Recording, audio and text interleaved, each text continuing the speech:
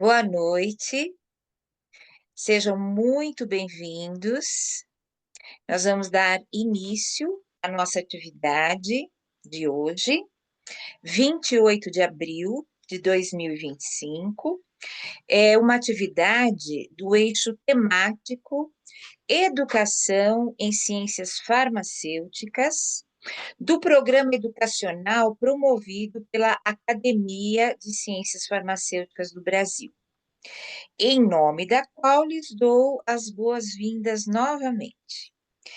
Em 2025, as atividades educacionais, elas estão organizadas em 6 eixos. Nós chamamos de eixos temáticos.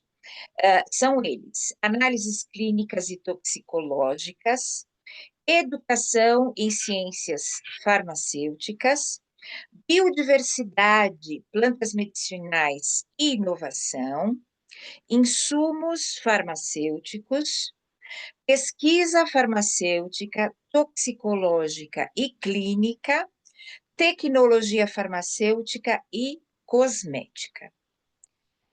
Existe uma programação para o ano todo, as atividades ocorrem toda semana, às segundas-feiras, das 18 às 19h30, e o calendário está disponível para consulta de vocês no site cienciasfarmacêuticas.org.br e em nossas redes sociais. O Programa Educacional da Academia de Ciências Farmacêuticas do Brasil possui atividades gratuitas graças aos mantenedores. São eles: EMS, Sindusfarma, Eurofarma, Iperafarma, Abrafarma, Abifina, BD, FCE Farma, Hipofarma, ICF, Sincamesp, Stevanato Group e Wheaton Brasil. Eu sou Silvia Storpirtes, sou a acadêmica titular da cadeira número 11. Eu vou ser a moderadora responsável desta atividade. A palestra é Inteligência Artificial na Educação e vai contar com a participação da doutora Jeane Carvalho Alzamora, a quem já antecipadamente eu agradeço, em meu nome, em nome da academia. A doutora Jeane é graduada em Comunicação Social pela Pontifícia Universidade Católica de Minas Gerais, mestre e doutora em Comunicação e Semiótica pela PUC de São Paulo. É professora associada do Departamento de Comunicação Social da UFMG, membro do corpo docente permanente do programa de pós-graduação em Comunicação Social da UFMG, membro do Comitê de Ciências Humanas da Pró-Reitoria de Pesquisa da UFMG, coordenadora do Núcleo de Assessoramento de Pesquisa da FAFIC UFMG e coordenadora do projeto estruturante de ensino, Laboratório de Conexões Intermídia, DCS UFMG. Ela foi vice-coordenadora do programa de pós-graduação em Comunicação Social da UFMG no biênio 2016-2018. Ela é bolsista Produtividade em Pesquisa do CNPq, nível 2, pesquisadora da FAPEMIG e co-líder do Núcleo de Conexões Intermídia, CNPq, UFMG. Ela tem ampla experiência na área de comunicação, com ênfase em semiótica, atuando principalmente nos seguintes temas: comunicação transmídia, jornalismo e desinformação. O objetivo dessa nossa atividade é oferecer aos participantes uma reflexão crítica sobre o futuro da inteligência artificial na educação E no campo acadêmico, buscando promover um debate construtivo sobre os caminhos éticos e responsáveis para o uso dessa tecnologia nas instituições de ensino superior. A nossa atividade está prevista para 1h30. Vamos manter, né, a programação nesse tempo, 10 minutos para abertura, 50 minutos para a apresentação da doutora Jeane, 30 minutos finais para perguntas e também comentários. Nós solicitamos a todos os participantes que formulem as suas perguntas ou façam as suas colocações no Q&A. As perguntas e colocações serão recebidas e organizadas por mim, e vou procurar manter o maior número possível, né, das perguntas e respostas da doutora Giane dentro do tempo pré-estabelecido. Então, boa atividade a todos. Doutora Giane, está com a palavra. Boa noite a todos e todas. Muitíssimo obrigada pelo convite. Para mim é uma honra estar aqui com vocês, viu, Silvia, na Academia de Ciências Farmacêuticas, falando com um público tão amplo e tão bacana. Eu fui convidada a falar com vocês aqui hoje sobre inteligência artificial na educação, e eu gostaria de partir de uma pergunta simples, que vocês não vão me responder nesse momento, mas vocês vão responder aí na mente de vocês. Quem já utilizou alguma forma de inteligência artificial no seu cotidiano e já tentou utilizar para atividade acadêmica? É bem provável que algo perto de 100% das respostas aí sejam positivas das duas perguntas. Então, isso dá um diagnóstico claro assim, da relevância e da urgência de se discutir esse tema, porque, embora ele seja de uso crescente, cada vez mais informal, né, e penetrante na nossa vida cotidiana, carece de regulamentação, carece de diretrizes éticas, então há muito mais dúvidas do que convicções a esse respeito. Um aspecto importante que eu gostaria de ressaltar é que eu integro a Comissão Permanente de Inteligência Artificial da UFMG.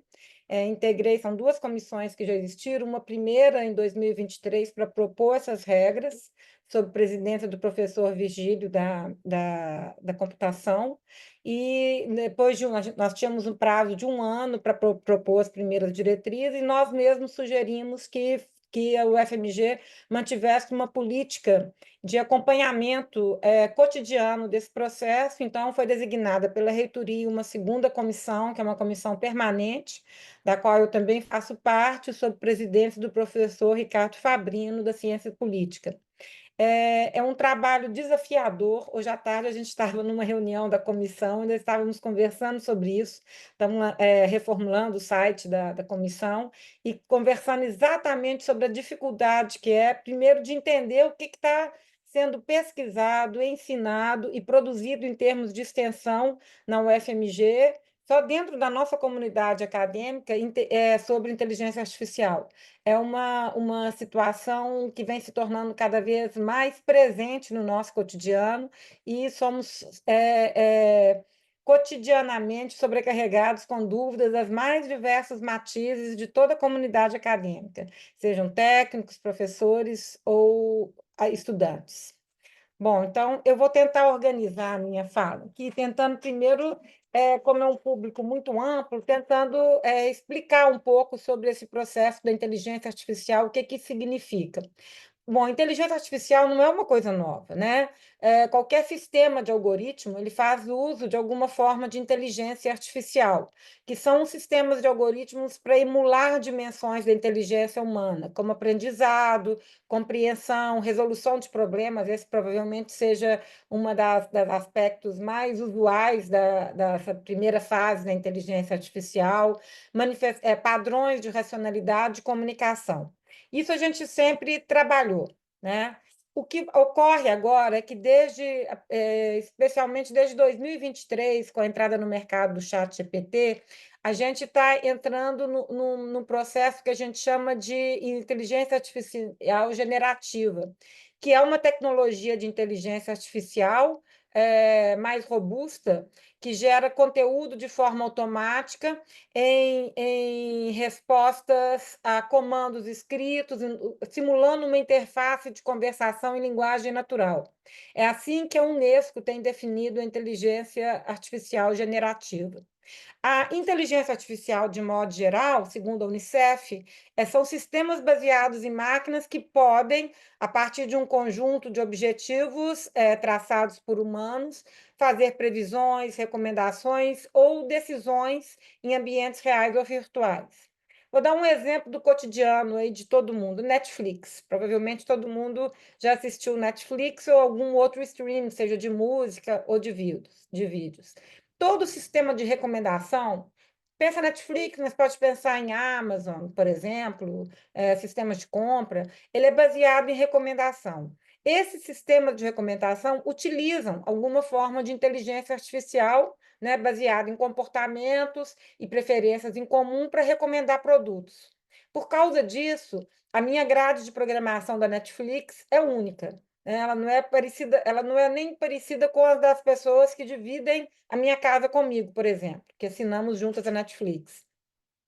Mas, mais recentemente, a Netflix começou uma parceria com a OpenAI do ChatGPT para introduzir um tipo de inteligência artificial generativa. Com isso, as buscas tendem a ficar ainda mais personalizadas, baseadas nos humores e não naquelas grades típicas que se coloca lá, filmes para família, suspense, enfim. Eu posso ter alguma coisa baseado na minha trilha personalizada de visualizações da Netflix, porque a inteligência artificial generativa, ela aprende com esses percursos que a gente vai deixando.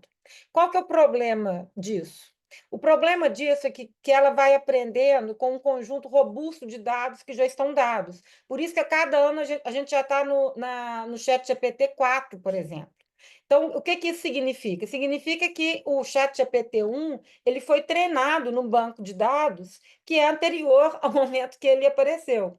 Por causa disso, quando a gente fazia perguntas para o ChatGPT 1 sobre alguma coisa contextual, ele inventava. Né? A inteligência artificial generativa literalmente alucina, porque ela dá resposta por aproximação.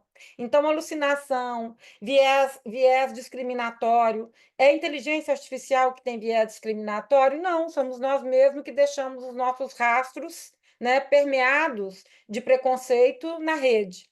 E um problema maior para nós aqui do eixo global do Sul é o que a gente tem chamado de colonialismo digital, que é uma forma muito perversa e contemporânea de colonialismo que não é baseada no território físico, como a gente assistiu, por exemplo, a nossa história aqui no Brasil com colonialismo em toda a América Latina.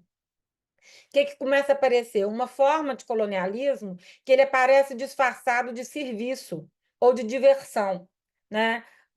E o que acontece com isso? Nós treinamos, nós entregamos todos os serviços sem ganhar um tostão por isso, para que as big techs, são todas do norte global, né? Elas vão lucrar com esses nossos percursos que a gente acha que está recebendo em troca algum benefício. Por exemplo, no último mês, teve um episódio aí que provavelmente muitos de vocês vão se lembrar, que era aquela experiência de se transformar num bonequinho com os mesmos traços do estúdio Ghibli. O que é o problema disso? É que a gente estava dizendo, né, de um projeto de animação que é completamente crítico a essas tecnologias, é um traço manual, então tem toda uma questão de direito autoral que entra ali, além do treinamento facial, que a gente começa a dar de graça todo esse processo de reconhecimento facial para as Big Techs. Então, há todo um cenário muito complexo e muito diversificado de questões que, por um lado, elas potencializam as nossas ações nas interações com tecnologias de informação e comunicação e com as nossas interações sociotécnicas cotidianas, mas, por outro lado, elas vêm acompanhadas de muitos riscos. E o grande problema é que muitos de nós não nos damos conta desses riscos, né? Quando assumimos entrar e fazer uma brincadeira qualquer com esses mecanismos de inteligência artificial generativa. A minha fala, então, aqui hoje, ela vai estar toda permeada por esses benefícios e riscos, né? A tecnologia em si, ela não é boa nem ruim, muito menos neutra, né? Bom e ruim são os usos que fazemos dela. Então, é preciso que a gente tenha consciência, né, dos benefícios e dos riscos para que a gente tenha um uso mais responsável e consciente desse processo. Opa. Bom, então, com o exemplo que eu dei da Netflix, eu quero demonstrar que nós estamos falando de um processo que é já bem antigo, a gente fala dele pelo menos desde digamos assim, desde a comunicação de massa, desde o século XX. De que nós estamos falando? Estamos falando da mediatização crescente da sociedade. O que ela significa? Está pulando aqui, eu não estou conseguindo, desculpa. O que isso significa? Significa que. Só um momento, desculpa.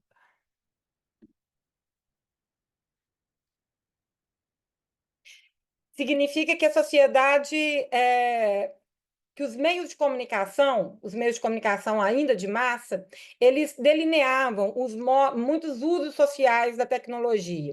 Com isso, a gente foi chegando no uso preferencial e crescente de tecnologias que passou a interferir drasticamente com as nossas características sociais.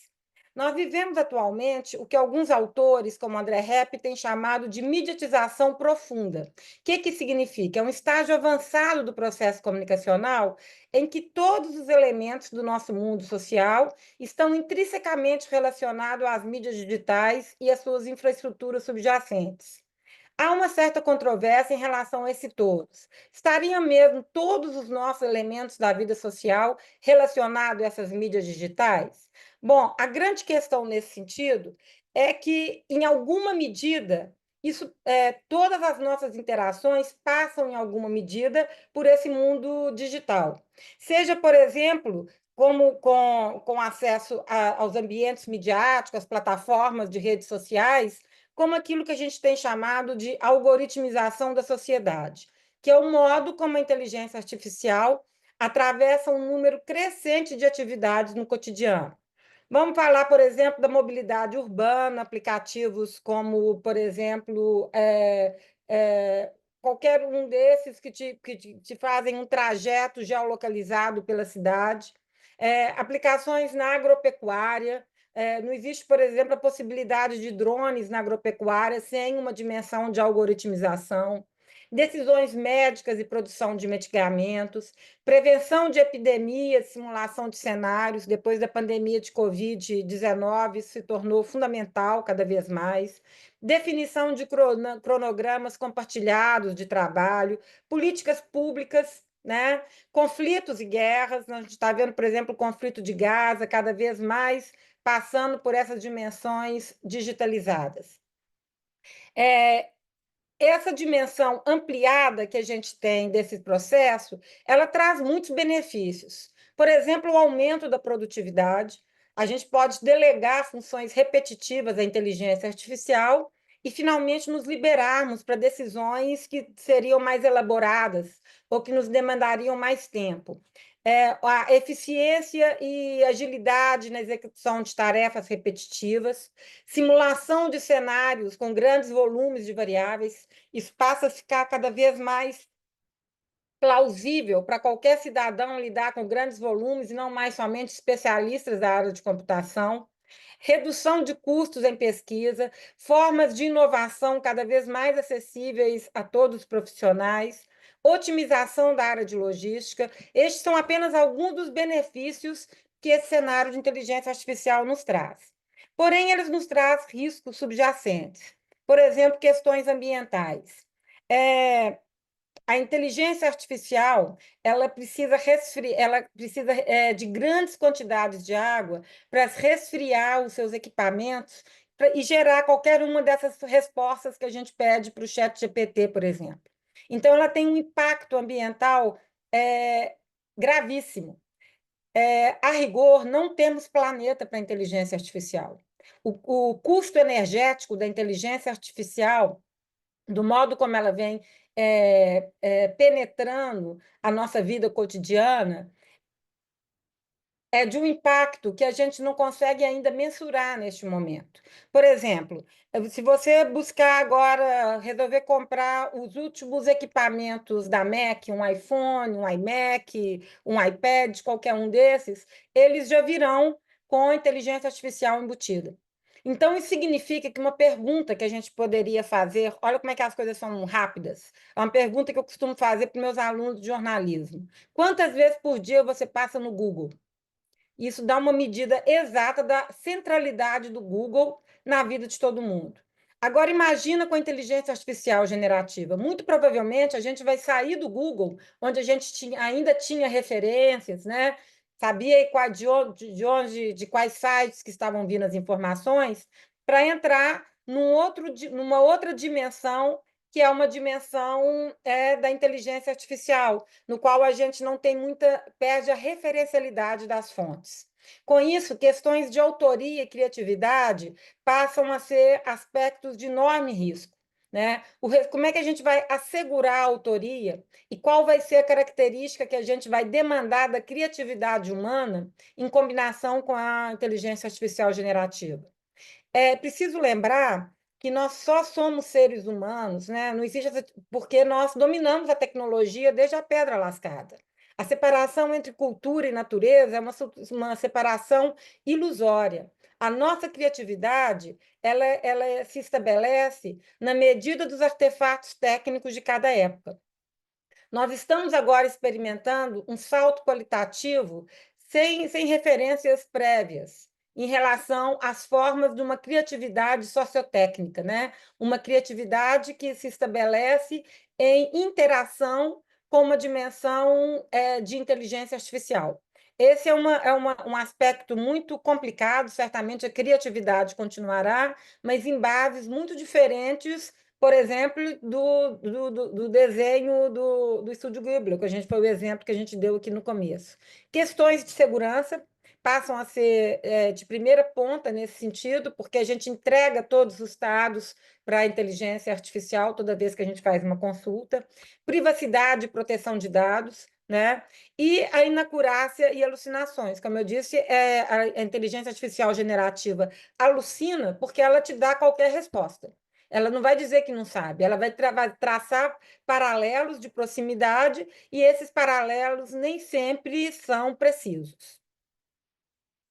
Um exemplo desses riscos e benefícios, não sei se vocês acompanharam, mas o Supremo Tribunal Federal, por exemplo, desde 2024, ele está com a Maria, né, que é uma inteligência artificial generativa, que ela cria conteúdos como textos, imagens, vídeos, áudio, a partir de dados pré-existentes, como qualquer IA generativa. O que ela faz? Ela é capaz por exemplo, resumir emendas de decisões de votos, elaborar histórico de tramitações, selecionar informações mais importantes nas reclamações. O STF, quando anunciou a Maria, disse que seria um salto qualitativo para dar vazão a um conjunto enorme de processos que estão parados lá no STF. Qual que é o risco inerente? Como é que vai ser a supervisão humana desse processo? Quais são as nossas garantias como cidadãos e cidadãs, né, de que estamos passando por um crivo de um ministro do STF em qualquer questão que passa por lá. No aspecto específico da educação, que é o nosso tema aqui, a gente tem, por um lado, a inteligência artificial generativa deve levar a um acesso ampliado da educação, né, com vários dispositivos e possibilidades de cursos, salas virtuais, ambientes imersivos. Por outro lado, pode acirrar a desigualdade digital, que se baseia nos mesmos cânones da desigualdade social.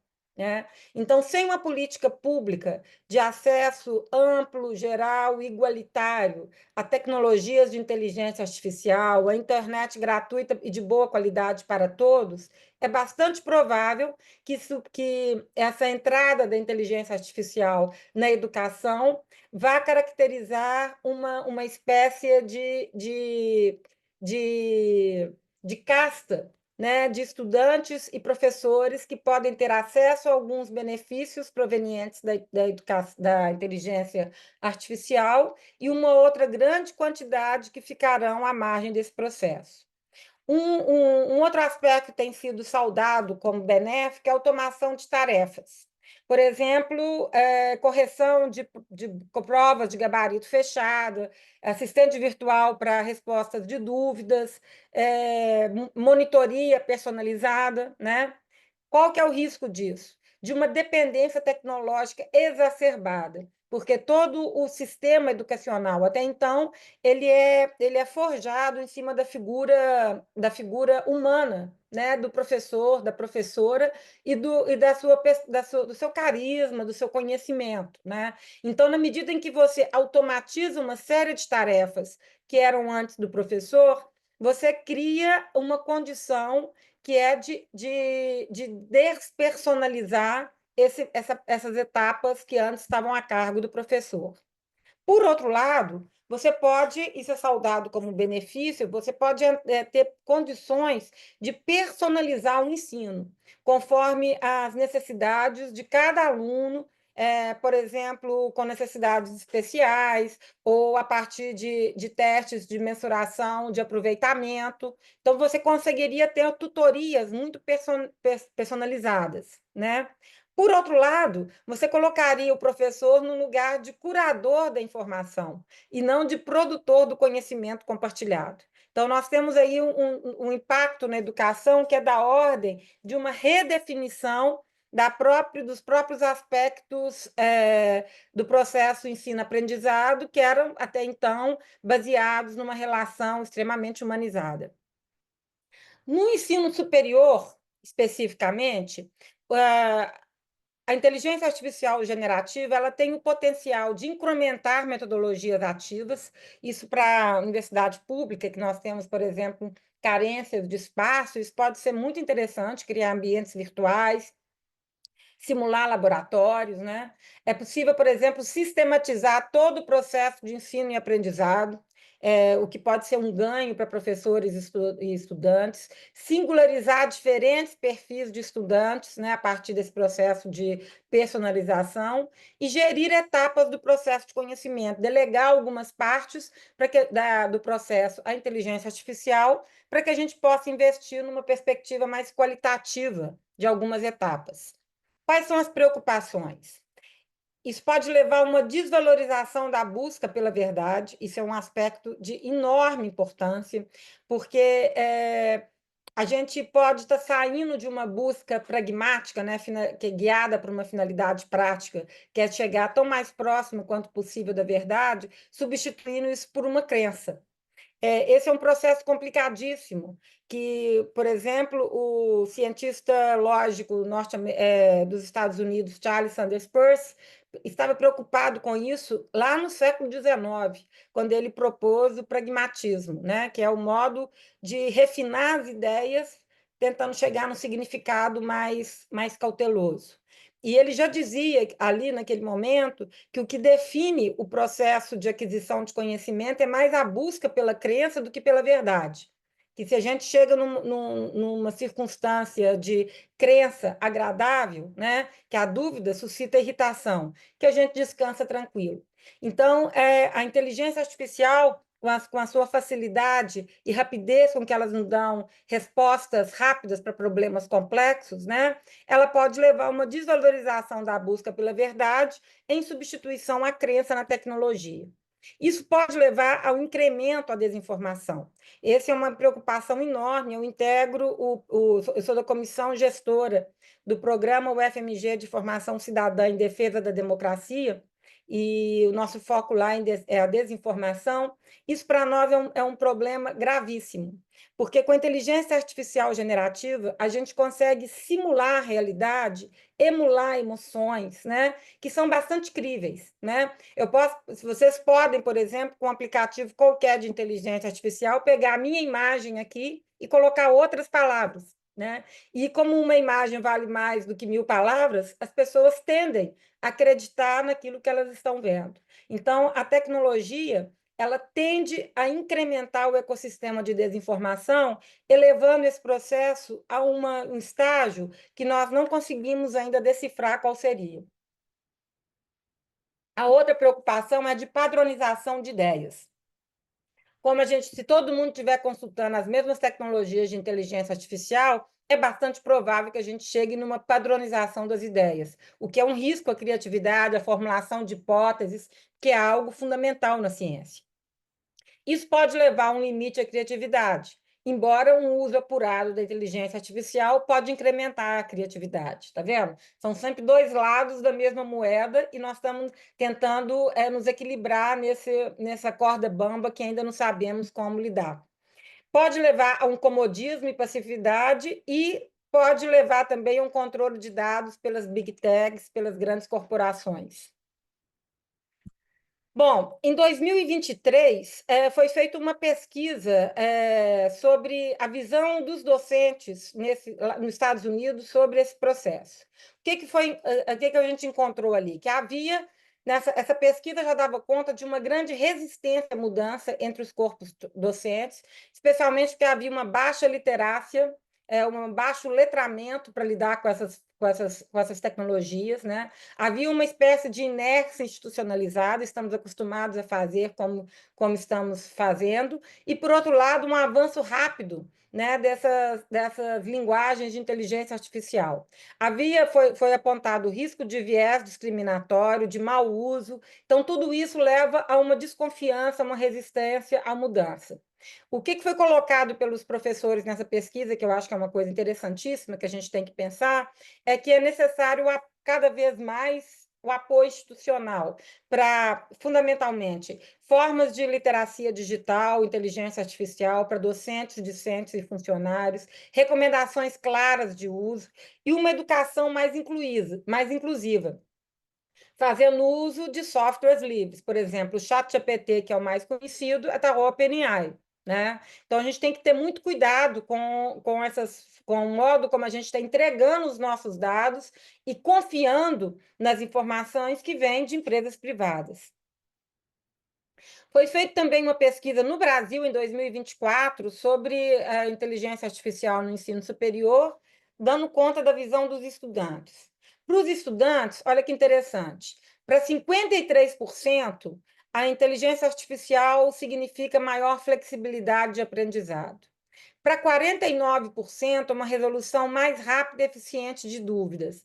E para 50%, uma atualização de conteúdos. Então, o que a gente tem? A gente tem que metade dessa amostra era otimista, a outra metade está bastante receosa. É um cenário muito parecido com o que foi visto na pesquisa norte-americana com os professores um ano antes. Nós, no UFMG, estamos, neste momento, fazendo um levantamento, uma escuta da comunidade acadêmica, e a gente pretende sinalizar quais são os usos, em breve a gente deve tornar isso público, quais são os usos, as dúvidas, né, e as expectativas com a inteligência artificial na comunidade acadêmica, professores, estudantes e técnicos. Bom, eu estou falando da UFMG, mas existem iniciativas nesse sentido no mundo inteiro. Eu vou mencionar aqui algumas iniciativas que eu acho que vale a pena a gente ter em mente. Uma é de Harvard. Harvard, todas elas, isso é um aspecto importante, a gente estava até conversando sobre isso hoje à tarde na reunião da Comissão Permanente de Inteligência Artificial. Nós estamos fazendo o site institucional da comissão, na UFMG, e a gente estava conversando exatamente sobre hoje. Há uma tendência internacional nessas grandes corporações acadêmicas de entrar numa perspectiva de plataformas. Então, por exemplo, Harvard investiu numa plataforma para cursos e mentorias acadêmicas com assistentes virtuais. O MIT está investindo em formas de melhoria contínua dos cursos, de laboratórios virtuais. Outras formas que estão aparecendo, plataformas para dúvidas, análise preditiva de evasão de apoio e apoio personalizado para os estudantes seguirem na carreira universitária, chatbots para pensamento crítico e, sobretudo, uma preocupação ética em ensino, pesquisa e extensão. Em quase todas elas, há várias iniciativas nesse sentido, com os cursos, seminários, voltados especialmente para a questão da ética, que é uma preocupação fortíssima para nós na UFMG e eu acho que deveria ser para todos. Então, na UFMG, por designação da reitoria, em novembro de 2023, numa atitude pioneira no Brasil, a reitora designou uma comissão que é composta por essas pessoas, que é uma comunicação interdisciplinar, para pensar diretrizes do uso da inteligência artificial na universidade. A gente tinha um prazo para trabalhar com isso, me parece que 90 dias, depois foi prorrogado um pouco, para a gente entregar esse processo. Todas as recomendações para esse uso de ferramentas para inteligência artificial nas atividades acadêmicas estão disponíveis no site institucional, tá? Isso é de acesso público. Eu vou destacar alguns aspectos aqui. Por exemplo, no ensino. Segundo essas diretrizes, nessa primeira comissão, a gente considerou que era fundamental, né? Nós fizemos uma revisão forte, muito detalhada de como que estava sendo tratado nas principais instituições acadêmicas do mundo e como que estava sendo discutido no Brasil, era um momento embrionário disso ainda, e chegamos a umas diretrizes. No ensino, por exemplo, a gente acha que é fundamental estabelecer regras claras para a incorporação de inteligência artificial em trabalhos acadêmicos e abordá-las nas emendas e disciplinas. Esse aspecto da transparência, para nós, é mais importante que coibir usos equivocados, punição, né? Porque é um momento ainda de experimentação. Então, do nosso ponto de vista, as regras devem ser claras. O que for utilizado com inteligência artificial deve estar demarcado já na ementa da disciplina. A gente sugere também incentivar discussões em sala de aula sobre o uso de inteligência artificial generativa, com reflexões sobre pontos positivos e negativos no uso dessas tecnologias, sobretudo ouvindo os estudantes, né? Porque é quem está na linha de frente desse processo. Achamos também que é fundamental divulgar os aspectos controversos derivados do uso de inteligência artificial em atividades de ensino. Porque, como a gente está numa fase experimental ainda, é muito importante demonstrar o que não dá certo, né? Porque ninguém mais precisa caminhar por esse caminho. Então, por exemplo, alguns aspectos controversos, direitos autorais, viés discriminatório, desinformação, privacidade e exclusão digital, em nossa opinião, deve estar na linha de frente dessa discussão da inteligência artificial no ensino. Na pesquisa, a gente considera fundamental enfatizar a necessidade de transparência, explicando detalhadamente como a inteligência artificial foi usada e refletindo criticamente sobre esses riscos. Então, ela tem que entrar, por exemplo, como uma fonte, né? Com a data de consulta, com o link, como você faria qualquer consulta a uma fonte bibliográfica qualquer. A gente recomenda avaliar com muito cuidado os resultados produzidos por ferramentas de inteligência artificial para evitar resultados falsos ou enganosos. Essa preocupação com as fontes, com a verdade e com a desinformação, acho que ela tem que permear todo o processo acadêmico. Tratar a inteligência artificial como uma fonte de informação e estimular o debate, sobretudo em eventos e publicações, né, apresentações, congressos, sobre essa necessidade de critérios mais claros e coletivos, né? Porque esse é um outro aspecto importante. A gente está vendo cada instituição correndo atrás das suas regras, mas nós estamos falando de um mundo acadêmico, que é transnacional, né, que é interinstitucional. Então, nós temos que ter critérios claros e coletivos. Na extensão, esse é muito sensível, essa área. A gente acha que é fundamental avaliar os riscos sociais do uso de inteligência artificial, como disseminação de preconceitos, incremento de desigualdades. Então, uma avaliação cuidadosa, né, da pertinência ou não nos projetos de extensão, descrever nos relatórios e artigos de divulgação científica todas as atividades que foram realizadas com uma perspectiva crítica, estimular o debate social sobre potencialidades e limites do uso de IA em atividades afins ao projeto de extensão. Por exemplo, se há uma atividade de extensão numa escola, né, sobretudo numa escola pública, né, é preciso que a gente leve esse debate para além dos muros da universidade. Promover projetos de extensão sobre o uso responsável de IA para públicos externos à comunidade universitária. E na administração, né, que nós somos uma universidade pública, né? Então, a gente recomenda transparência no uso da IA, normas de proteção de dados, dando ciência ao público sobre todas as etapas do processo administrativo que foram realizadas com auxílio de IA. Recomendamos supervisão humana em todas as atividades realizadas para evitar distorções derivadas do uso de IA. Evitar sempre que possível, que a gente chama de modelos caixa preta, né? Por exemplo, o ChatGPT, qual é o funcionamento dele? Aquilo que a gente não conhece o funcionamento, a gente deve evitar o uso sempre que possível, né? Especialmente em decisões críticas que têm impacto sobre indivíduos e coletividade. Bom, depois, em agosto, foi designada uma nova comissão, que é essa agora permanente, sobre presidência do professor Ricardo Fabrino, e nós começamos a trabalhar, então, no monitoramento de usos e conscientização. É o que nós estamos fazendo nesse momento com a escuta acadêmica.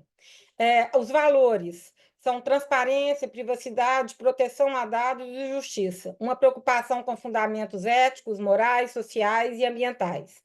Esses são os apontamentos iniciais que a gente tem trabalhado na UFMG. O que a gente está chamando de transparência? Descrever sempre os processos que utilizam inteligência artificial de forma clara e precisa. Nunca é demais falar sobre isso. Ele não pode aparecer como autoplágio.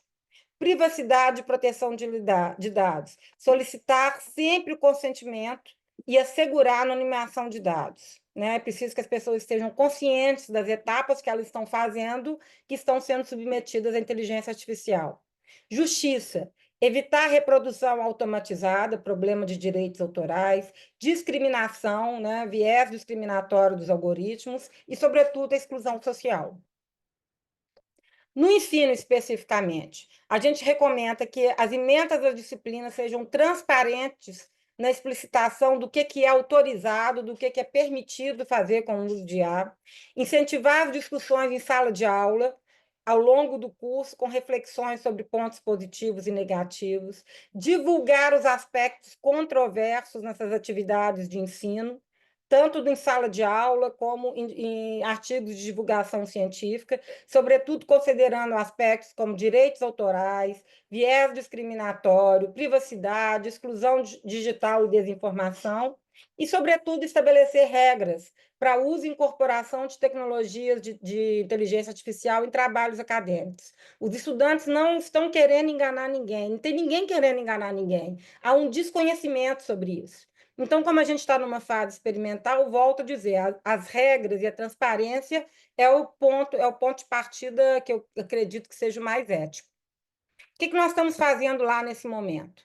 Estamos fazendo a delimitação da estrutura de governança e de fluxos, né, para a gente estabelecer o que a gente tem chamado de uma política de inteligência artificial na UFMG. Isso só pode ser feito com a participação de toda a comunidade universitária. Docentes, discentes e técnicos administrativos. Para isso, nós estamos, nesse momento, realizando uma ampla escuta da comunidade, tentando compreender usos, desafios, dúvidas e expectativas com essa questão. A partir dessa escuta, a gente pretende estruturar regramentos mais claros, a partir de uma articulação com uma rede de universidades no Brasil e no exterior, para que a gente tenha políticas de inteligência artificial, né, no cenário acadêmico que sejam interinstitucionais e transnacionais. Antes disso, nós fizemos um plano de desenvolvimento institucional na área de inteligência artificial, que já foi aprovado pela reitoria, e prevê todas as etapas até 2027. nós pretendemos divulgar todas essas diretrizes, né, uma revisão das diretrizes, em um site próprio que está sendo formulado, como eu disse, mas a partir dessa escuta da comunidade. Sempre um estímulo à extensão, à pesquisa, ao treinamento e capacitação de docentes, discentes e técnicos para um uso mais aprimorado, ético e responsável desse processo. Quais são os desafios que a gente enfrenta? Primeiro, a velocidade das mudanças em tecnologias de inteligência artificial. Olha só, nós estamos falando de alguma coisa que começou em 2023, que ganhou as ruas em 2024. Nós estamos em 2025 e já nos damos mais, não conseguimos mais saber quais são todos os aplicativos bons de inteligência artificial. Então, uma velocidade de mudança estrondosa. Consequentemente, há uma diversificação crescente de uso. Então, por isso que é impossível a gente entrar numa perspectiva de punição, de restringir usos. Nós temos é que compreender e conscientizar para esse uso mais ético e responsável. Há um desafio do letramento digital variado, né? A comunidade universitária é enorme. Uma coisa, por exemplo, basta pensar em termos da Academia de Ciências Farmacêuticas, né? Qual que seria a variedade de letramento digital para inteligência artificial que vocês teriam, né? O que teriam que fazer primeiro para uma escuta interna, para depois ver quais seriam os tipos de letramento. Na UFMG, a gente deve sair já no segundo semestre desse ano, com o primeiro curso de autoformação de 30 horas, inteligência artificial, com foco em desinformação e colonialismo digital, que deve aberto à comunidade externa. E a gente quer ter uma série de cursos de autoformação nesse sentido. Outra questão é o limite dessas ferramentas de detecção de plágio, porque ela é cheia de resultados falsos, então tem que ter muito cuidado com elas. Regras variadas nos ambientes acadêmicos, cada ambiente acadêmico, uma associação científica, um periódico, cada um lida com isso de um jeito, e uma ausência geral de regulação sobre esses usos e abusos da inteligência artificial generativa. Por exemplo, a ONU, desde 2024, ela está com um pacto para o futuro, né? Pensando numa declaração desses direitos. Esse processo segue em andamento. No Brasil, o governo federal também anunciou em 2024 que ele chamou de inteligência artificial o bem de todos, que seria até 2028, e essa conversa ela tem aparecido também ainda pouco sistematizada. Bom, caminhando para o final, eu vou dar um exemplo aqui desse uso. O que eu fiz? Para essa conversa com a gente aqui hoje, eu pedi para o ChatGPT, a versão gratuita do ChatGPT, listar para mim as tendências, né, do uso da inteligência artificial no ensino. Olha só, ele destacou os 5 primeiros. Olha o que ele disse. Personalização de aprendizagem, com trilhas personalizadas baseadas em desempenho, preferência e ritmo. Chatbots e assistentes virtuais para dúvidas sobre disciplinas, prazos e orientações acadêmicas. Correção automática de avaliação, análise de padrões de erros e sugestão de percursos de aprimoramento. Análise preditiva, análise de desempenho para intervenções personalizadas, análise de textos, detecção de plágio e sugestões de reformulação de ideias de escrita. Essas foram as 5 primeiras. Depois ele falou em criação de conteúdos, por exemplo, geração de slides, vídeos, questionários, mas eu poderia dizer até conteúdo para o slide, que foi isso que eu pedi para ele fazer aqui. Criação de ambientes imersivos, combinando inteligência artificial com realidade aumentada, isso é ótimo para simular laboratórios. Suporte na pesquisa científica para revisão de literatura, geração de hipóteses, análise de grandes volumes de dados. Inclusão e acessibilidade, com soluções para estudantes com necessidades especiais, como tradutores automáticos de Libra, leitores de tela inteligentes e materiais adaptativos, e letramento em inteligência artificial, com foco no uso crítico e elaborado de inteligência artificial. Como vocês podem ver, muitas dessas coisas que ele está dizendo aqui são coisas que eu já apresentei aqui antes. Então, na minha supervisão humana, são coisas que, ok, parecem adequadas. Aí, eu ainda fiquei em dúvida, pedi para ele fazer um segundo slide. Pedi para o ChatGPT fazer uma linha do tempo do uso da inteligência artificial no ensino superior. Olha o que ele fez. Ele fez um primeiro momento de 2000 a 2010, com os primeiros experimentos em correção de sistemas de aprendizagem. Depois, um segundo entre 2010 e 2015, com a inserção de algoritmos de previsão, de evasão e recomendações, com os cursos online, e a sugestão de trilhas de estudos personalizados. De 2016 a 2020, com os chats acadêmicos, com os ensinos adaptativos e personalização para alunos. De 2021 a 2023, que foi quando entrou o ChatGPT na jogada, a popularização de tutores de IA, ferramentas antiplágio, que a gente já viu que elas são problemáticas, e de originalidade, elas vão se padronizando. E agora, recentemente, do ano passado para cá, a integração da IA com a realidade aumentada, criação automatizada de pesquisas acadêmicas, foco crescente em ética, transparência e regulação de IA. Bom, do meu ponto de vista de supervisão de IA, pode ser, tá ok. Mas qual que é o problema em assumir isso como verdade? Ele não me deu fonte nenhuma, nem nesse slide, nem no outro. Por que que eu assumo isso como verdadeiro? E por que que eu assumo que isso está apto a ser passado, por exemplo, nessa conferência? Então, diante de uma situação dessa, quais são os limites éticos que eu acho que é importante ter em mente quando você fizer uso, como esse exemplo que eu acabei de fazer e que provavelmente muitos de vocês já têm usado desse modo, vocês estão fazendo qualquer coisa, você faz uma pergunta para a inteligência artificial e aí você se coloca nessa questão ética. Eu devo incorporar ou não a minha explanação? Então, a primeira coisa, transparência.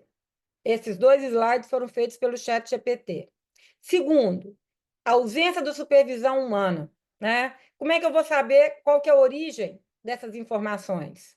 Isso me leva a um incremento à desinformação, né? Que eu posso estar propagando desinformação aqui de modo involuntário, estímulo ao plágio, um viés discriminatório que pode aparecer se eu não tiver cuidado. Aqui, nesse caso, não apareceu, mas dependendo da pergunta que eu fizesse, poderia aparecer. Um limite à criatividade, humana, a autoconfiança no meu próprio conhecimento, violação dos direitos autorais, de onde que saíram essas informações, e, sobretudo, a ausência total de regulação para usos e abusos desse tipo de informação. Então, chegando às considerações finais dentro do limite do nosso tempo, eu diria que, num quadro de potencialidades e riscos, a gente teria, de um lado, como potencialidade, expansão da capacidade criativa, desde que a gente saiba, aprenda, né, com a máquina, fazer usos cada vez mais inovadores desse processo. Inovação em resolução de problemas, ela pode ajudar muito nesse sentido, e criar formas, percursos de aprendizagem estratégicas. Quais são os riscos? Criar uma dependência intelectual, foi o exemplo que eu dei lá no começo. Quantas vezes por dia cada um de nós passa no Google? E agora a gente pode começar a perguntar quantas vezes por dia a gente passa no ChatGPT, só porque essa é uma ferramenta das mais famosas que existe por enquanto. Então, você cria uma dependência intelectual, né? Mesmo porque ela te dá respostas complexas muito rapidamente. Uma perda de referências confiáveis, né? Como é que você faz a revisão de literatura? Se ela é mediada pela inteligência artificial, qual é a sua confiabilidade nos resultados que aparecem? Incremento da desinformação, acirramento da desigualdade e formas emergentes de colonialismo digital que podem ser muito problemáticas para todos nós. É isso, muito obrigada, espero ter contribuído com o debate.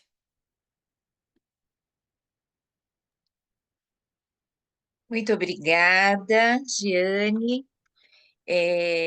Eu acho, eu e acredito, né, que todas as pessoas que estão nos assistindo, né, com certeza aproveitaram muito e tenho algumas perguntas aqui que eu vou compartilhar com você. É, muitas felicitações aí pela clareza, excelente palestra, né? Sensacional, parabéns, excelente aula. Então, antes de passar aqui, eu queria dizer da minha, assim, eu fiquei bastante no início, né, quando você, no início da sua apresentação, que você citou levantou a questão ambiental. Eu realmente não tinha conhecimento de que esse é um desafio enorme, né? Em relação se, em função do uso da inteligência artificial e da forma como ela está caminhando, né? Tão rapidamente, que não temos planeta para dar conta do uso, e água, né? Para refrigerar os equipamentos, enfim. Eu fiquei bastante incomodada com isso, né? É algo importantíssimo, né? Olha, nós temos aqui, inclusive, colegas e professores de outros países, né? Como a professora Zuli, do Paraguai, que está parabenizando você, viu, pela apresentação. Eu vou começar aqui pela ordem. É, Infelizmente, aqui eu não tenho o nome da pessoa, mas ela faz um comentário e uma pergunta. Ela diz o seguinte: as ferramentas detectores de uso ou não da IA não são confiáveis. Já fiz testes com textos 100% escritos por mim, e a ferramenta indica o uso de IA em todos eles, com uma porcentagem acima de 70%. Então, a pessoa pergunta: como conseguir comprovar que um texto foi escrito por um ser humano nesses casos? Posso responder? Sim, por favor. Eu faço minhas as palavras dessa pessoa, que pena que eu não sei o nome dela. Aconteceu comigo isso recentemente. Eu participei com um capítulo de um livro que se chama Amazônia Digital, que é um observatório da cibercultura dos povos indígenas, com um capítulo, inclusive, tratando dessa questão do impacto ambiental, do uso de inteligência artificial entre indígenas, de comunidades isoladas, com a entrada da Starlink na Amazônia, e sobre a ausência de alfabetização midiática e digital para lidar com esse cenário, né? Seres que não passaram por esse processo longo de mediatização como nós e caíram direto na inteligência artificial, que é um prato grande para colonialismo digital, sobretudo para o dono da Starlink. Nós não estamos falando nem de país, estamos falando de um empresário, né? E aí, esse livro foi submetido ao Prêmio Jabuti, na área de ciência e informação. E aí, uma colega, que eu sou do projeto, me mandou uma mensagem dizendo que passaram, nem foi ela, passaram lá na hora que submeteu o livro por esses detectores e o meu artigo caiu como um dos que estava usando inteligência artificial.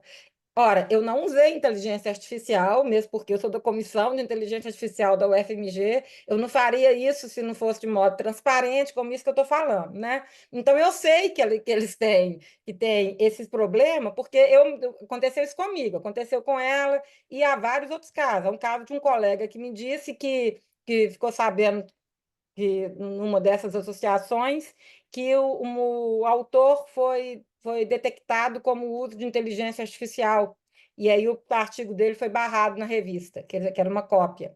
E aí ele argumentou o seguinte, que não, que ele pagou para uma empresa de tradução, nem foi tradução, é de revisão da tradução. E essa empresa pode ter usado ou não a inteligência artificial. Então a gente cai num cenário de muita complexidade. Por isso é que essas plataformas de detecção de plágio, elas não são confiáveis. Então, a gente precisa de ter conscientização, tem que ter regras mais claras, porque isso acontece o tempo inteiro. E olha o risco de você ser injusto com um aluno, por exemplo, né? Passar o trabalho dele lá e dizer que ele dá zero para o aluno, dizendo que aquilo foi feito por IA. Né? Então, a gente tem que ter muito cuidado com isso. É uma das questões de justiça que a gente estava dizendo como um dos pontos importantes nesse momento. Exatamente, e para não sermos injustos com os estudantes, né? E nessa questão, né, das publicações, como isso é sensível, né? É extremamente complicado, isso pode gerar processos, as pessoas podem ter, né, aí prejuízos grandes, né, em suas carreiras, enfim, realmente é uma área aí que precisa de muita atenção e regulação, né? Essa questão do É, plágio é seríssima, eu acho. Eu acho que é uma das questões mais graves que aparece, porque nós estamos diante de uma modalidade de plágio que a gente não conhece nada, inclusive o falso plágio. exato. Nossa, é um pouco assustador, Jeane. Aí, né, um dos grandes desafios. Aqui nós temos um comentário, uma pergunta da Juliana Bastos. Boa noite, excelente palestra.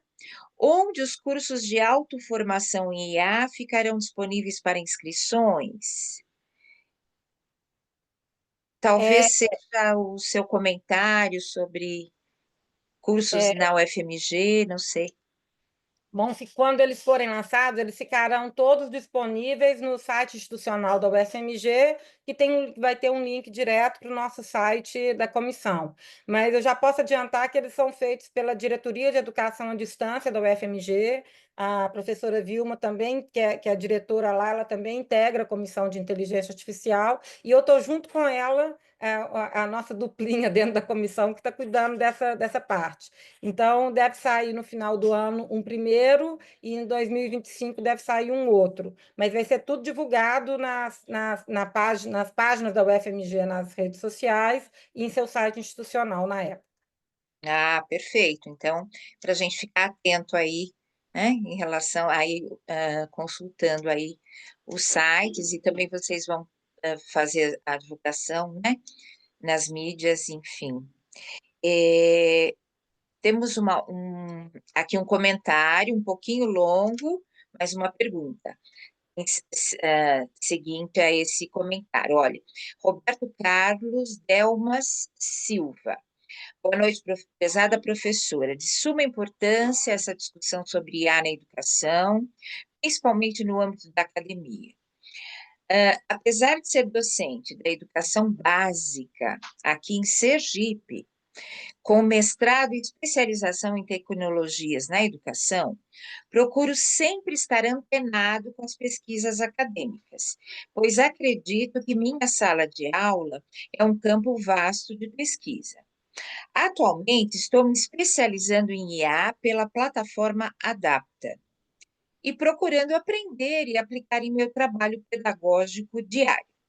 Os Estados Unidos já decretaram IA na educação básica e a China já começa em setembro. Pergunta: estamos ainda no campo das discussões? E na prática, a professora tem conhecimento de onde a IA já está sendo usada, seja no ensino superior ou básico? É uma excelente pergunta, Roberto Carlos, não é isso? É, Isso. Eu estou, nesse momento, com um projeto de cooperação internacional com a Jönköping University, na Suécia, um projeto sobre inteligência artificial e desinformação com foco em educomunicação. Eu coordeno um projeto de educomunicação transmídia para países de língua portuguesa desde 2017. A gente trabalha com uma metodologia qualitativa e já fizemos experimentos no Brasil, obviamente, em Belo Horizonte, só escolas públicas em comunidades mais carentes. No Timor-Leste, em Dili, em Moçambique, em Maputo, em Beira, enfim. E a gente, nesse momento, a gente estava ontem numa reunião da equipe que cuida da aplicação em escolas públicas, conversando sobre isso. Nós estamos fazendo um levantamento. De fato, essa é uma pergunta que a gente tem também, né? Qual que é o nível de literácia midiática e digital nós estamos trabalhando com adolescentes e escolas públicas, né? E sempre numa perspectiva qualitativa, vendo o que já está sendo feito sobre isso. E com o nosso foco, por exemplo, nós estávamos ontem conversando sobre isso, que para desinformação e inteligência artificial, nós estamos pensando em trabalhar com informações que a gente vai pedir para a inteligência artificial, estamos pensando em fazer um teste assim, gerar uma informação crível, com foco para esse aluno e tal e tentar ver quais são as marcas de enunciação dessa informação que permitam vislumbrar se aquilo é falso ou verdadeiro. A gente estaria quais são as marcas enunciativas. é bastante provável que a gente vai chegar com uma coisa de muito difícil detecção. Então, eu acho que a ideia é levar essa discussão para os estudantes, né? Assim, qual é o modo, quais são os recursos que eles têm para desconfiar de uma informação que é dada por uma inteligência artificial? Como é que eles trabalham nesse sentido? O que podem acionar como recursos para isso? É provável que eles não saibam. Nós estamos partindo da hipótese que eles não saibam. Mas, de fato, a gente está nessa fase ainda de revisão de literatura, buscando a gente está chamando de pesquisa exploratória, para ver o que está sendo produzido sobre isso nas escolas públicas. Eu acredito que deva ser pouquíssimo sobre isso, porque é um momento de muita inaugural ainda, né? Se nas universidades a gente está meio tateando, eu acredito que nas escolas públicas estarão do mesmo jeito. E é bastante provável que os estudantes, né, sobretudo os adolescentes do ensino médio, tenham um letramento, né, mais sofisticado que os docentes para lidar com isso. Então, é uma desse diagnóstico nós ainda não fizemos, mas é uma etapa que a gente pretende fazer, mas volto a afirmar numa metodologia qualitativa. Eu acho que seria importante ter uma pesquisa quantitativa sobre isso. Como você citou, né, uma pesquisa qualitativa e abrangente, né? Acho que seria muito importante para mostrar aí os caminhos, né? Uhum. E pegando um gancho, né, nessa pergunta do colega, é, você, né, que está, né, nessa comissão permanente, você consegue, assim, visualizar aí uma linha do horizonte em sentido de algo, regulamentação, esse é um aspecto bem, acho que bem sensível, né? Você tem visto essas tendências? Já tem alguma coisa em andamento? Há iniciativas no mundo inteiro tentando fazer isso. Eu dei o exemplo da ONU aqui do Brasil, mas a Comunidade Comum Europeia, os Estados Unidos foi um dos primeiros que saiu com isso, agora com o novo governo do Trump, eu não sei como que eles vão proceder com essa regulamentação, mas o mundo inteiro está preocupado com isso. Isso não é uma preocupação localizada na Universidade Uhum. Federal de Minas Gerais. Essa é uma preocupação generalizada. Qual que é o grande problema disso? Por que que eu estou falando tanto em colonialismo digital? A regularização de uso de inteligência artificial, ela está, de algum modo, bastante próxima da discussão sobre regulamentação de plataformas, né? Porque as interações sociotécnicas se passam nesse ambiente, né? A gente usa, por exemplo, os aplicativos de inteligência artificial que eles já vêm como gratuito dentro de um iPhone que você vai comprar agora do Mac, que ainda é caro, daqui a pouco ele é baratíssimo. Então, do mesmo jeito que você compra um celular e tem um plano pré-pago, onde você tem acesso ilimitado ao WhatsApp, por exemplo, isso te impede de ter uma atitude básica para a desinformação que a gente fala, que é pegar, copiar, colar e ver o que foi falado disso no Google. Né? O básico, para você saber se aquela informação duvidosa, ela tende a ser verdadeira ou não. Por que isso é impossível de fazer? Porque a pessoa não tem acesso a um banco de dados no plano dela. Então, ela vai ficando refém dessas bolhas ideológicas, né?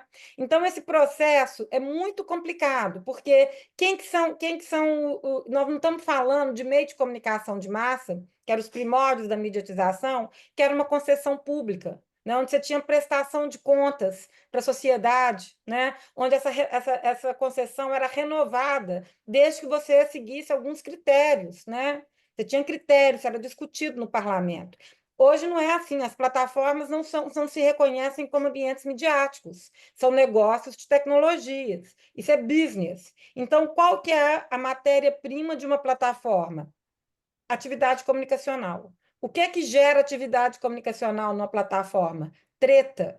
O que é que impulsiona a treta? Desinformação, discurso de ódio, polarização, teoria da conspiração. Então, é esse substrato que, na minha pesquisa, a gente tem chamado das condições insustentáveis da comunicação contemporânea. Tem trabalhado sobre isso. Você tem uma dimensão que é da desinformação, que é a insustentabilidade, como é que isso nos afeta nossas relações sociais, nossa saúde mental, né? E uma relação material, que é o modo como esses dispositivos, especialmente quando conectados com inteligência artificial, impactam o meio ambiente, né? Eles são feitos para serem descartados, né? Então, nós temos um problema de insustentabilidade do processo contemporâneo de comunicação. Esse processo tende a ficar mais acirrado, cada vez mais, com esse cenário que vai se desenhando. Então, é um problema que, do meu ponto de vista, é gravíssimo, porque as big techs não querem regulamentar isso. Porque se regulamentar, elas vão perder o seu potencial de negócio. Não é interesse delas, Exatamente. né? E elas querem cada vez mais lucrar com isso. E quem que são donos desses aplicativos de inteligência artificial? São as big techs. Então, nós temos um problema muito grave, que é um problema transnacional, de soberania de dados, né? Então, é um problema muito complexo. Extremamente complexo, né? E eu acredito que muitas pessoas ainda não estão tendo essa dimensão desse problema, né? Que você está nos colocando aí tão bem, né? E essa questão do colonialismo não é uma questão ideológica, é Não, uma realidade, né? E uma que questão de pode soberania de impactar, dados. é de soberania de dados, a privacidade, como a gente pode contar, acho que em uma mão, né? O número de big techs que estão envolvidas, né? São poucas empresas, e como você disse, eles estão visando lucro, e usando, né? Tendo à disposição, né? As pessoas muito animadas, né? Muito motivadas com a novidade, não estão preocupadas, né? Em como os dados estão sendo utilizados, com que objetivo. Então, nossa, essa discussão é maravilhosa, Giane. Estamos adorando, viu? Olha, muito, muito. Ó, nosso colega Giancarlo De Lorenzi, parabéns pela palestra. Rosalva Rangel, obrigada pela conferência, foi muito interessante ter os tutores acompanhando os alunos. Então, a Rosalva Rangel está aqui bem interessada, agradecendo. Cíntia Bernardes, doutora, eu gostaria de solicitar o seu e-mail, por favor. Eu Você, coloquei. você Posso colocou, acho falar? que foi Eu coloquei, rápido. foi muito rápido, mas eu falo de novo. É Jeane Alzamora, com G, arroba ufmg.br. Excelente palestra que nos agregou muitos valores científicos. Aqui outro colega pergunta se no seu grupo há uma especialização à distância em IA. O meu grupo, como é que a gente funciona lá? A gente tem grupos de pesquisa, né? O meu grupo de pesquisa, ele opera inclusive em rede estamos pesquisando o tema da desinformação e da inteligência artificial muito fortemente, mas nós atuamos em pesquisa e extensão. Cursos à distância são configurados sobre esse assunto, mas eu acho que de um ponto de vista mais institucionalizado, pela Diretoria de Educação à Distância da UFMG, que está junto com a gente na Comissão de Inteligência Artificial. E é essa diretoria que vai propor esses cursos formativos. Como eu disse, é no segundo semestre, a previsão é para o segundo semestre. Vamos ver se a gente consegue sair com eles aí até setembro. Mas mais tardar, até no primeiro semestre de 2026, com certeza já teremos uma agenda de cursos nessa área. Ah, que ótimo! Nossa, o público promete ser enorme, muito interesse. Maria Cristina Oliveira, gostei muito da sua fala, parabéns. Adriana Costa, excelente discussão, obrigada pela palestra, né?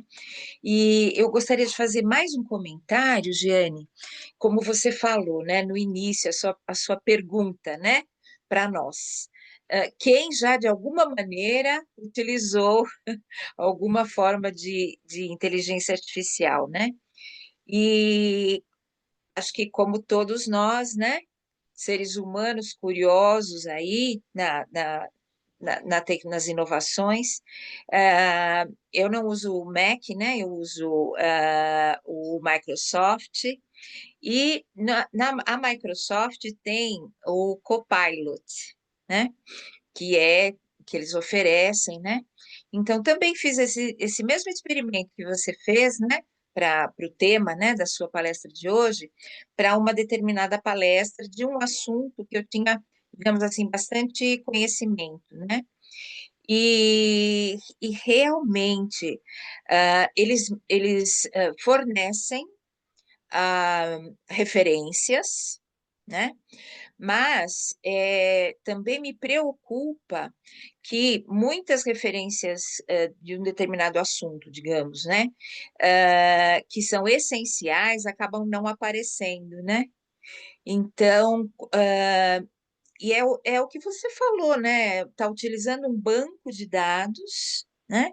E isso, para nós, na academia, nas universidades, como que a gente vai, né, estimular os nossos estudantes, sejam de graduação, de pós-graduação, ou aqueles envolvidos em projetos de extensão, né? É, acho que esse é um tema tão delicado, né, entre, como você nos apresentou, a questão das vantagens, né, das desvantagens e desafios também, né? É, eu acho esse uma questão tão sensível, né? É, está mostrando, né, para os nossos colegas, nossos estudantes, como é importante, né? Não só pensar no benefício de uma resposta rápida, de um texto, né, que pode ser bem construído, mas muito bem referenciado, né? Acho que você deve ter a mesma experiência em relação a isso, né? É uma questão que me parece assim da máxima importância, porque a inteligência artificial generativa já é uma realidade entre nós, né? Toda vez que uma nova tecnologia surge, ela é acompanhada de resistências. O novo, ele sempre assusta. Quando é um novo que diz respeito a algo tão disruptivo como a inteligência artificial generativa, ela assusta muito mais, porque nós não temos diretrizes sociais, éticas, morais, políticas, né, econômicas, culturais, para lidar com essa tecnologia que invade o nosso cotidiano. Eu acho que não que a gente não, que não é salutar resistir à tecnologia. Nunca foi. Sempre perdeu quem resistiu à tecnologia, né? Quando ela chega e seu uso social é exacerbado, como é o caso que a gente está assistindo com a inteligência artificial generativa, é um sintoma de que ela veio para ficar e ela vai assumir proporções cada vez mais amplas no nosso cotidiano. Então, eu acho que cabe a nós não alimentar um certo saudosismo, né? Ah, no meu tempo, quando eu fiz a minha dissertação, quando eu fiz o meu doutorado, não adianta, é um outro jeito de trabalhar, é um outro perfil de estudante, é um outro perfil cognitivo que está aparecendo agora com a inteligência artificial generativa. O que a gente precisa, eu acho, é inventar metodologias que sejam legítimas, né? Dentro desse novo espectro que se anuncia, por exemplo. Ela é muito boa, como você mesmo disse, para revisão de literatura. Acho que dificilmente uma pessoa que se coloca escrevendo um projeto, não passa ali para ver o que já foi dito. Bom, você e eu temos um certo percurso, né, que a gente já sabe ver que está faltando alguma coisa ali que é Uhum. relevante. Mas imagina um estudante de iniciação científica. Isso, Dificilmente ele vai ter esse crivo, né, para avaliar, né, o que estaria faltando ali, né? E é um texto que vem sempre muito bem escrito, né? isso, Então, assim, isso. às vezes a pessoa é uma escrita que a pessoa olha, prefere aquela escrita à sua, então a chance de desenvolver a própria escrita vai ficando minada, né? Ah, A chance de desenvolver o próprio repertório, né, naquele campo onde ele está se formando, vai se tornando minado. Então, esses são os riscos mais sensíveis. E isso eu acho que cabe a todas as áreas de formação, seja escola, extensão, sejam todas elas, mostrar que nenhum ambiente digital substitui isso, né, que é o repertório humano, né? Isso, Aham, né? E isso é importante, não se trata de uma substituição de tarefas. Eu acho que a gente tem que pensar em como que a gente vai aprimorar algumas etapas de certas tarefas, né? Isso é uma descoberta metodológica, para a gente poder fazer com maior liberdade e criatividade algumas partes que demandam maior atenção e a gente talvez não tivesse tanto tempo porque estava lidando com outras partes, né? Por exemplo, numa escrita uhum, acadêmica, um resumo, pede para ele fazer um resumo. Ele faz um resumo em tantos caracteres em 5 minutos, né? E você olha e fala, não, tá ótimo, mas seria o resumo que você faria? Né? Não está uhum. faltando alguma coisa que você julga fundamental que estivesse ali? Então, essa revisão humana, eu acho que É, ela é fundamental. nossa, é como você fala, né? A questão da supervisão humana em relação a tudo que está sendo construído, né? E no próprio uso, né? O senso crítico, como. E realmente me preocupa muito que os jovens super adeptos, né? E é como você falou, é algo que veio para ficar. Não tem como a gente reverter, né? E nem é o caso, né? De reverter esse processo, mas de estar colocando aí, né, para eles sempre essas pulguinhas, né, atrás da orelha para que haja uma discussão e aí que a gente possa de alguma forma colaborar, né, com a melhoria, né, para ter os benefícios reais, né, da plataforma.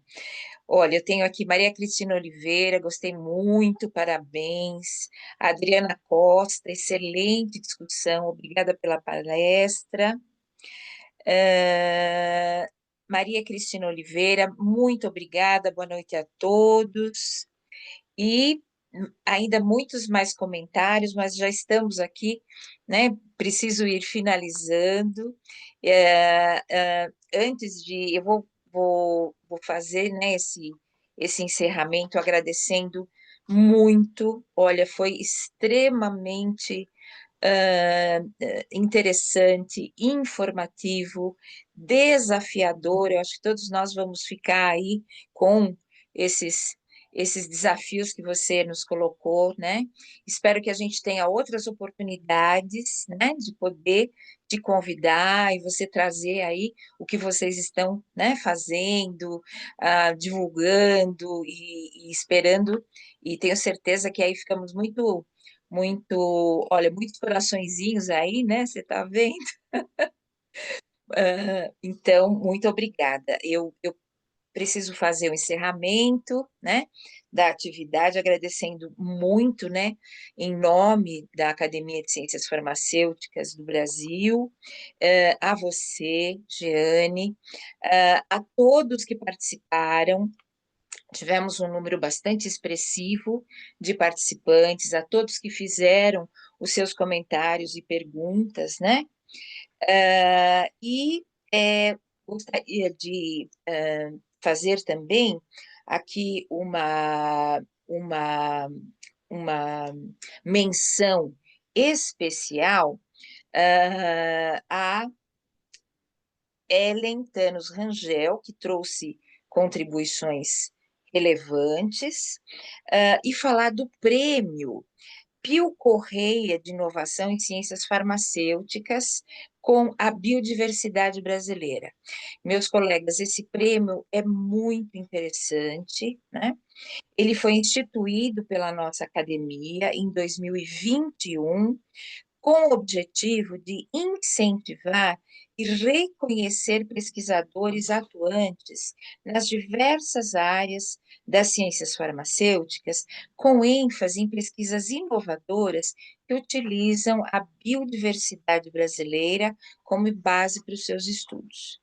Esse prêmio reconhece o mérito científico e os impactos socioeconômicos de iniciativas inovadoras que promovem avanços significativos para a sociedade e que contribuem para a saúde e o bem-estar da população. É muito importante, né, que vocês acompanhem aí as informações sobre o prêmio. Ele tem a finalidade de incentivar pesquisadores e empresas que contribuem com inovações no setor farmacêutico.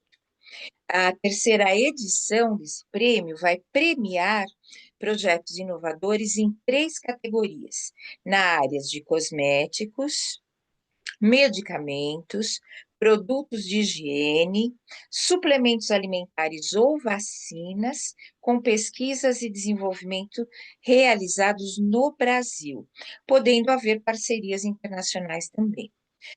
Vocês podem se inscrever até o dia 31 de maio de 2025. E aproveito para informar que em 5 de maio, a nossa próxima segunda-feira, teremos mais uma palestra dentro do nosso programa, né, educacional.